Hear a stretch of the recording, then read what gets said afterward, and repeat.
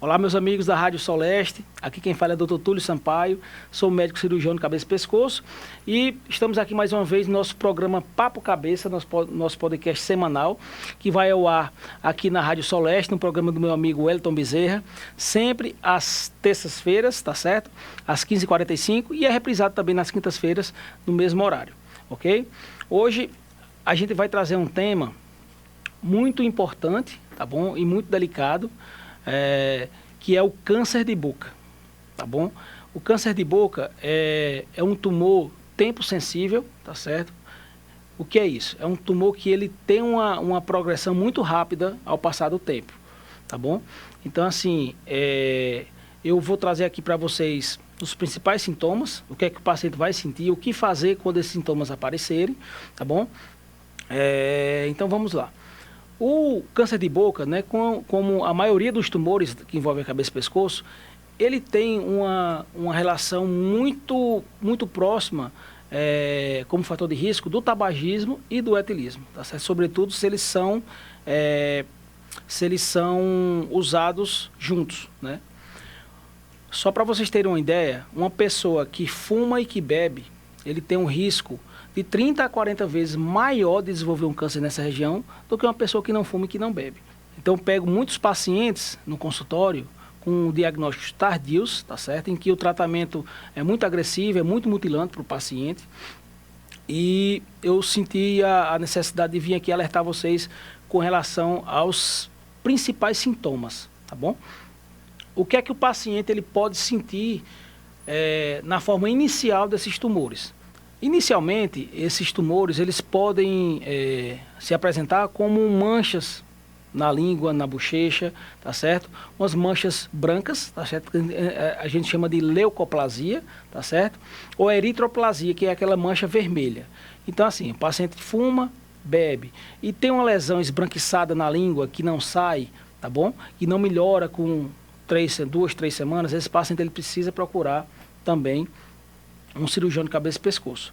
O inicial desses tumores, tá bom? Inicialmente, esse tipo de tumor, ele se manifesta como uma ferida, tá certo?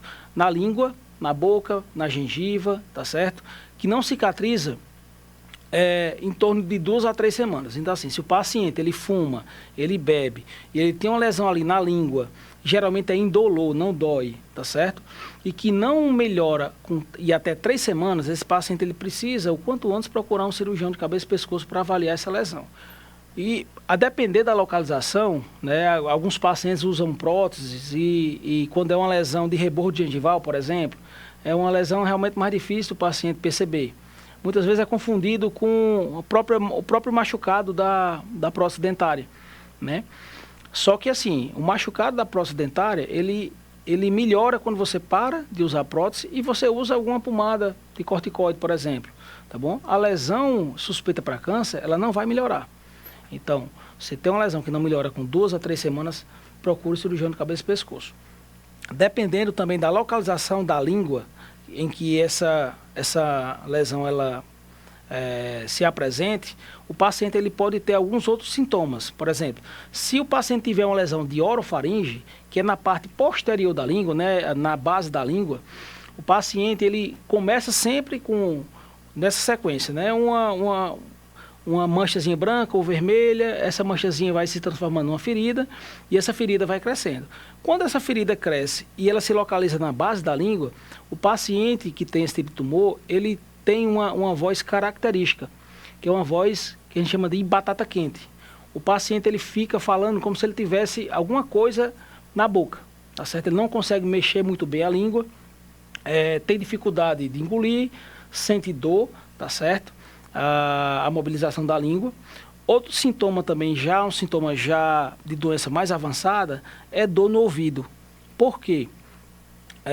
Quando o tumor ele invade nas estruturas, ele manda metástase para o pescoço, né, para um dos linfonodos do pescoço, a lândra, existe um nervo, né, que passa aqui no pescoço, que é exatamente o principal sítio de metástase desses tumores.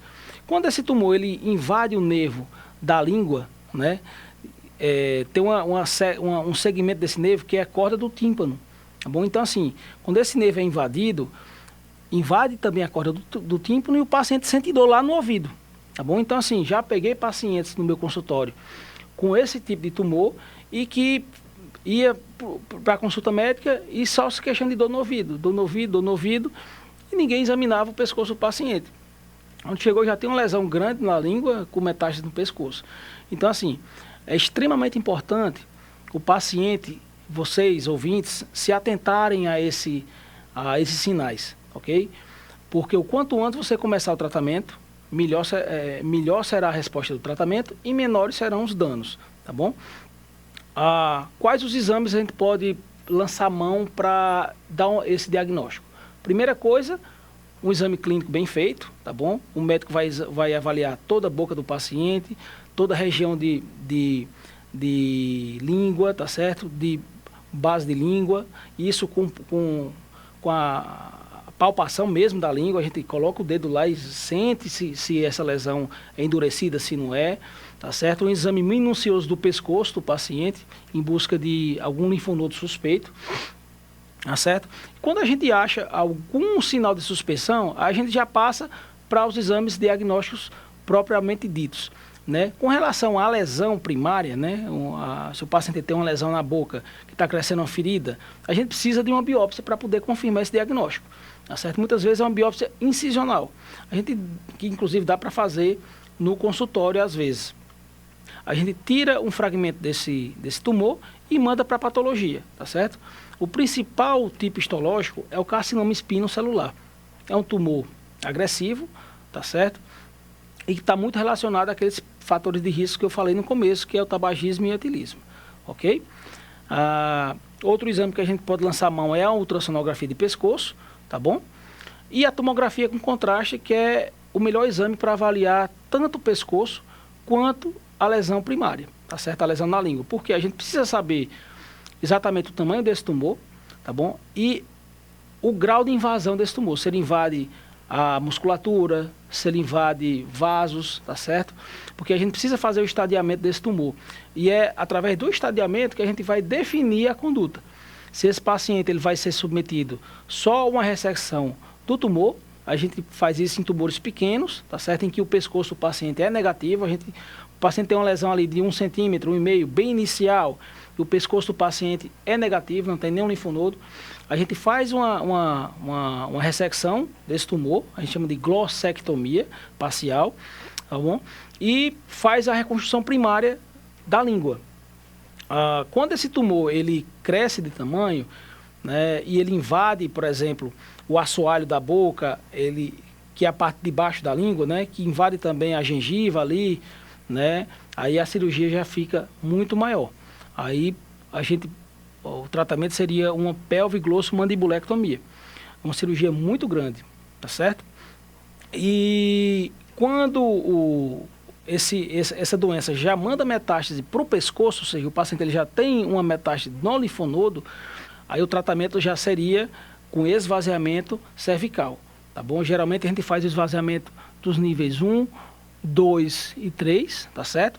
Que é o principal sítio de implante secundário desses tumores, em que é uma cirurgia grande, o paciente passa 2, 3 dias internados, tá bom? Quando o paciente ele demora a procurar ajuda, né, 2 meses, 3 meses, 6 meses, 1 ano, com o paciente com esse tumor sem procurar ajuda médica, eles já chegam para a gente em estágios muito avançados, né? Recentemente eu fiz uma cirurgia lá em Fortaleza, em que o paciente ele tinha um tumor que pegava toda a língua dele, tá certo? Pegava a parte de baixo da língua e invadia também a mandíbula, tá certo? Ele era um paciente que tinha uma condição dentária muito ruim, inclusive a gente precisou fazer a edentação dele lá no centro cirúrgico, porque depois que a gente faz a cirurgia, ele não poderia mais arrancar esses dentes, porque ele ia fazer a radioterapia. Então, assim, foi uma cirurgia muito grande, uma cirurgia que durou ali 7 horas, em que a gente tirou toda a língua do paciente, o assoalho da boca, tirou uma margem da mandíbula, né, um pedaço grande do osso, tá bom? E tirou toda a língua do paciente. E a gente precisou reconstruir com o retalho do músculo peitoral, né? Porque quando a gente tira a língua, não fica nada para cima. Então, a gente fez o esvaziamento, tirou todos os linfonodos, inclusive esse paciente do lado direito, que era o lado da lesão, ele tinha uma invasão já das estruturas vasculares, né? Já invadia a veia jugular interna, já invadia o nervo espinal acessório, que é o nervo que inerva a musculatura do ombro, da escápula, e invadia também o músculo externo cleidomastoide, que é esse músculo aqui. Então já era um tumor bastante avançado, muito avançado. E que do outro lado, do lado esquerdo, também invadia a veia jugular. Só que a gente não poderia ligar, né, no mesmo momento, porque já tem ligado do lado direito. Tá bom? Então a gente fez uma citorredução, na verdade, do tumor, marcou onde ficou uma doença macroscópica e esse paciente vai irradiar depois. Tá bom? Para fechar o defeito, a gente precisou rodar um retalho do músculo peitoral. A gente pegou a pele do peito junto com o músculo, tá bom? Levantou e fechou por dentro da boca do paciente. Então, assim, é uma cirurgia muito grande, muito arriscada, tem risco de deiscência, tem risco de fístula, é uma cirurgia de 6, 7 horas, risco de complicações também por conta do tempo prolongado da cirurgia. Esse paciente ele vai passar pelo menos ali 6 meses a 1 ano se alimentando por sonda, tá bom? E também traqueostomia. Esse paciente, para fazer essa cirurgia, a gente precisa fazer uma traqueostomia. Então, você percebe que no primeiro paciente que ele tinha uma lesão de 1 centímetro, a gente fez uma cirurgia rápida, tá certo? Simples, em que só fez retirar uma parte da língua junto com o tumor. Já nesse outro paciente, a gente precisou tirar toda a língua do paciente, ele não vai mais ter a língua, tá certo? Teve que tirar uma parte do osso, tá bom? E teve que fechar com o retalho do músculo peitoral. Então, assim, é uma doença grave, é uma doença agressiva e que vocês precisam se atentar aos primeiros sintomas. Mas o principal é você acabar com o fator de risco, tá certo? Os principais fatores de risco são tabagismo e etilismo e também em pacientes jovens a gente tem recebido no consultório pacientes de 20, 30 anos com tumores de língua que não fumam, né? E que esse tipo de tumor, ele está relacionado a uma doença viral, que é o HPV, tá bom? Inclusive, eu oriento fortemente e aconselho que vocês pais, vocês mães, vacinem seu filho, né? A vacina já está disponível no SUS a partir dos 9 anos de idade, tá bom? Essa vacinação, ela vai gerar uma proteção que vai refletir daqui a 20, 30 anos na vida do seu filho, tá bom? A gente sabe que existe uma forte relação entre o HPV, que é uma doença sexualmente transmissível, tá bom? E o câncer de boca, sobretudo orofaringe. Então, minha orientação é que quem fuma e que bebe, tentem de todas as formas cessar esse estímulo, né, esse fator de risco. E aos papais e às mamães, vacinem seus filhos contra o HPV. Né? Futuramente eles vão estar protegidos, pelo menos aí com relação a esses tipos de câncer que envolve tanto a boca, orofaringe e também colo de útero, né? A gente sabe que também o câncer de colo de útero está diretamente ligado à exposição pelo HPV, ok? Bem, meus amigos, esse foi mais um Papo Cabeça aqui na Rádio Soleste, no programa do meu amigo Wellington Bezerra, ok? Esse programa vai ao ar toda terça-feira às 15h45 e é reprisado também na quinta-feira, no mesmo horário, ok? Aqui no Aquiraz eu atendo ali na Medleste, então você que que apresenta algum desses sintomas de ferida na língua, caroço do pescoço que não desaparece em 2, 3 semanas, algum sinal de alarme, você pode estar entrando em contato com a clínica e marcar uma consulta. E se você for com alguma dúvida e não me segue, você pode entrar nas minhas redes sociais, tanto no Instagram quanto no YouTube e no TikTok, Dr. Túlio Sampaio, Túlio com 2 L's. Você pode estar deixando sua dúvida no direct das minhas redes sociais e também aqui na rede social da Rádio Soleste, ok? Um grande abraço, meu amigo Wellington Bezerra, e até a próxima.